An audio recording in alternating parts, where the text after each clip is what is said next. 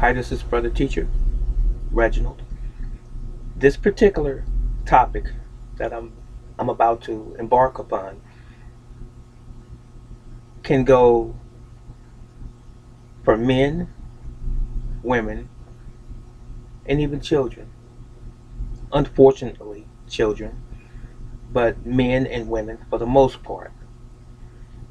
But I'm going to focus on women. And the reason I'm going to focus on women right now because I find that this situation occurs more predominantly with women from my observation over the years. And it's the topic of tattoos and piercings. I don't intend to be with you long. I just want to get my point across, and I look forward to your response. If you care to, please remember to like and share this video. And if you're not a subscriber, you can do that if you desire as well. Men and women, and even children alike, receive tattoos and piercings. When I was a child coming up, the most common piercing was that of the earlobe more specifically, and it was little girls that got their ears pierced at a very young age. It was not until many years later, I would say around the late 80s to early 90s, I began to see men having their ears pierced, typically wearing one earring. Now today, it is not uncommon to see men wearing two earrings. And so over the past maybe 15 years or so, I began to see even more piercings of the body. A nose ring up here, piercing up here above the eyebrow, piercing in the bottom of the lip, piercings and tongue rings, even a host of earrings and piercings, if you will, running along the outside edge of the ear, sometimes on one ear for women, and even on both ears, multiple earrings. And then there are piercings of other parts of the body. Now, I have seen piercings of the most common type, which meaning just a couple, to that which can be considered bizarre, piercings all over the face, to include gauges in the ears. Now, this video is not an indictment, it's not an attack on anyone who has piercings, or even multiple piercings. And it's not an indictment of people who have tattoos and even multiple tattoos. This is just simply me explaining what I believe the reason behind so many tattoos and piercings are, specifically with women. Now, I believe that women who have many piercings, tongue rings, even the nose rings that go through the septum here in the nose, and piercings here, piercings in their breast nipples, even in their navel and their vagina lips. It's because of pain, depression, hurt. It's pain. Tattoos are the same.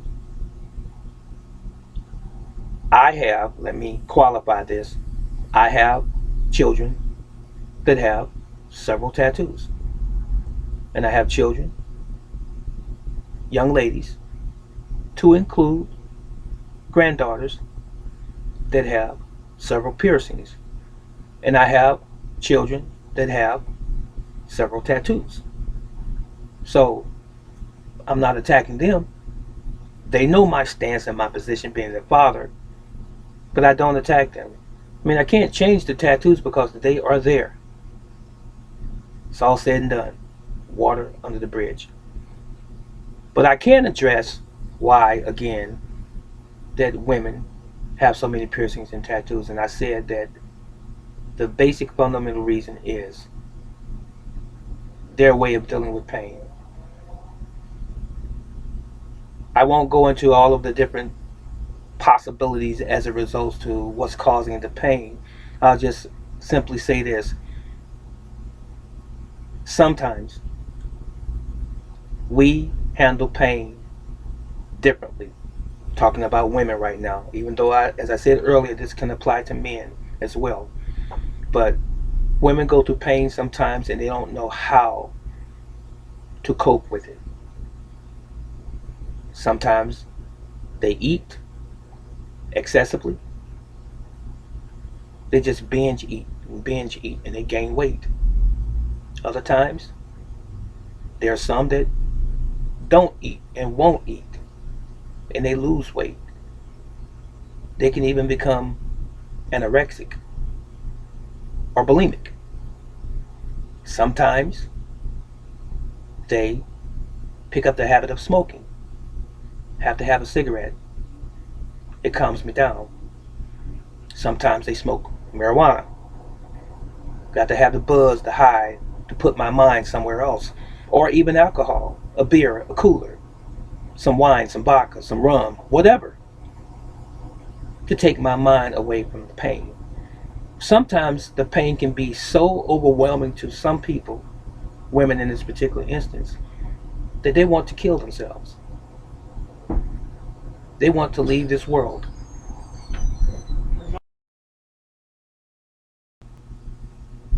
Yes, they want to kill themselves. They want to take their lives because they are so overwhelmed by their issues, their problems, their concerns. And they feel like there's no way to get out of it. They don't know how to deal with their state of affairs, their condition. So they believe that they can opt out of the world by killing themselves. But the problem is, with most of these women, is that they are afraid to take their lives, especially in a very dramatic type of way, such as shooting their selves, or themselves, I should say, in the head, cutting their throat, drowning themselves, if you will. So their alternative has been my escape through tattoos and piercings. You might say, how is that, brother teacher? Well, there's pleasure, some form of pleasure, when you get a piercing. Do I have a piercing? No, not at all. But I know people who do, and I've had conversations with people who have had piercings done, to include tattoos, and I have friends that do tattoos for a living. Dopamine, which is the pleasure hormone that comes from the brain, the thing that makes us enjoy, for example, eating sugar. It is released when you do something that's pleasurable. When you have sex, dopamine is released. When you eat something that you enjoy, a burger, fries, a Coca-Cola, dopamine is released. When you achieve a certain goal in life, get a promotion on your job, or you have a birthday party and people are praising you, dopamine is released. Again, it's the pleasure hormone. Now, when you have a tattoo done, let's say on your chest, and you're wearing a top, let's say a muscle shirt, and it's real bright, real colorful, nice picture, nice art, summertime, and someone comments on your tattoo. And so that, girl, that's a pretty butterfly. You say, well, oh, thank you. Dopamine is released. makes you feel happy. This is your alternative to cutting your wrist or drinking poison or taking a bunch of pills. So let's say you go out with some friends shopping and you get a piercing here, or you get silver piercings in your ear right here, and someone you run into, some stranger, those are nice. Where did you get those from? Dopamine is released because it makes you happy and it makes you feel of value and or validated, ladies. But you won't stop there. The next thing you know, you get a piercing here. The next thing you know, you get a piercing here. Then you'll move on to something else a little bit more complicated. You will get a tongue piercing. And someone will comment, did that hurt? Oh no, it was just a second. It took a second for it to happen. But it's healed now. It took a few days, but it's cool now. They said, oh, I like that. Maybe I'll do that. Or maybe you will run into someone that has a similar piercing in their tongue as well, or even in their nose. Maybe the nose piercing has a diamond in it, or a particular color gem, or a particular style just in general. Girl, I like that. Where did you get that from? The dopamine, again, is released. And as I said, it is an alternative to the pain and suffering of killing yourself. So you continue this ritual of adding more and more body art. You'll go to your arm. You'll put your mother's name. You'll have a tattoo of your children's names. Maybe your boyfriend's name. You love whoever that is with an arrow going through a heart. Some fancy design. And you'll have on a sleeveless or short sleeve shirt or blouse, and someone will comment on that. Girl, that is really nice. Where did you get that tattoo done? Dopamine release. The next thing you know, over time, your whole arm is almost tattooed up.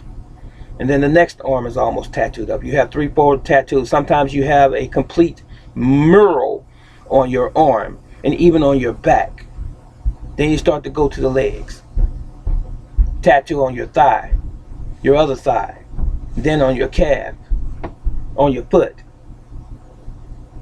Then we get to the piercings again. You put piercings in your nipples, on your breast, ladies. A little bit more painful.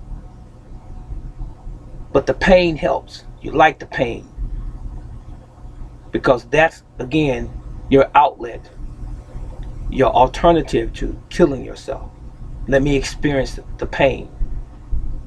Because the pain is still there. You're still dealing with your issues. But along with that pain is going to be a comment from someone that's going to be positive. I got my nipples done. Oh, you did? I'm going to get mine done too, girl. Dopamine released. And then you go to the lower part of your body. Your vagina.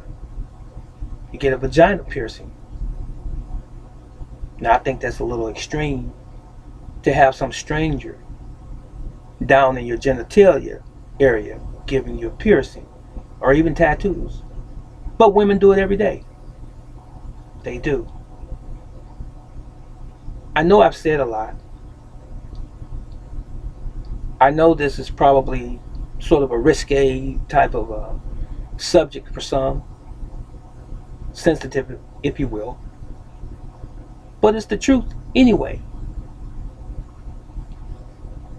When you continue to add more and more body art in the way of tattoos, and even piercings, if you want to call that art, the difference is you can take the piercings out for the most part. The tattoos you can never get rid of. But when you're doing this body art,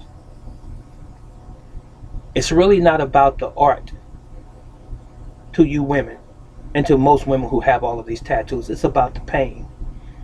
the pain that you are going through, the internal suffering that you have been made to go through and that you're going through.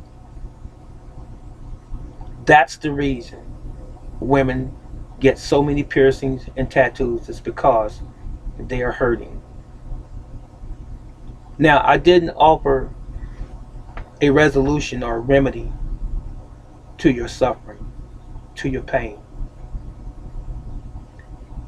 I don't know if I'm qualified, but I do know that you hurt. And I pointed out other things that could cause you to try to release your pain or to escape your pain, such as drinking and drugs and smoking and things of this sort, and even eating. But some women choose the body art, so to speak, and the piercings. I want to say this. We all go through something in this life, in this world. And I'm speaking as a man. But above and beyond me speaking as a man, I'm speaking as your fellow man, your brother, your friend even. I don't have to know you to be your friend. I befriend you anyway. Even if you haven't accepted me as your friend, I'm your friend, ladies. And if you guys are watching this too, and this applies to you, I'm talking to you as well, but I'm focusing on you ladies. I know it's hard. I know it's difficult, and it can be difficult and hard to navigate in this world, dealing with all of the different issues that you have to every single day of your life. It's hard for all of us as human beings, but you ladies have a lot more on your shoulders and on your plate than many. You bring the children into the world, and oftentimes it's difficult to raise those children or to bring them up in such a way to help guide them through this world, this matrix that we live in without a father. You have to deal with that issue. The baby's daddy syndrome, where father is not around, he doesn't want to be around because you're with someone else, or he just left you high and dry, or he's locked up in prison somewhere. You're dealing with that. Hard-headed boys you're raising. Stubborn girls, wild in the streets. You're dealing with that. Trying to keep food on your table. Trying to have some income. Maybe even working 2 jobs to manage by yourselves. No good men coming in your life that only want sex and they don't want to contribute anything else that's going to help to motivate and build you as a family. Understand that. I comprehend that. And just being alone, feeling like you've been abandoned, even by family members, sometimes mom and dad, and so-called best friends may have even turned on you. Whatever your problem is, whatever your issue is, I'm just one man, one individual that's saying to you, you can make it. You can make it. Now, as I'm talking to you, I'm talking to you right now from my pain and from the viewpoint of a man. You see, we hurt too. I've been made to suffer. I've been accused and abused with no real reason, no cause. All because I wanted to do the right things for my family. I've been ostracized and left alone while being in the same house with someone who didn't love me the way that I loved them. I've been there. I'm sure that you can relate to being by yourself. Even when there's someone sleeping beside you, you're still alone. Won't give you the time of day. It wasn't that way in the very beginning. So what I'm saying to you from a man's perspective, or Reginald's, brother teacher's perspective, is that I can feel some of your pain. It's not that common that men go through those things that you go through, but I have some of those things. I want you to know that you can make it and that you're going to be okay. But you have to believe it. You have to pull from within you and say, I'm important. I'm valuable. I am needed. And I love myself. Even if no one else does, I love myself. And I'm going to start right now loving myself, giving myself those things that I've deserved all along, that I've given to so many others, and that were never given back to me, never reciprocated. You are loved. I want you to know that. And I pray that this video was of some value to you, and that the Almighty Creator gives you the greatest gifts in the world. The first thing that I pray that He give you is love for yourself. You see, if you love yourself, that's the beginning, because it enables you to love outside of yourself even better. So don't look at yourself as a failure. Don't look at your situation as one that is hopeless. There's always hope where there's life. And if you're living and you hear me right now, you just proved it. So be strong. Hold on to your faith. Don't let anyone dictate to you who you are and what you are. Just be who you are. This is Brother Teacher. I'll see you in the next video, if it's Yah's will. And I pray that you have a beautiful day or evening, wherever you may be. Much love. Brother Teacher, out.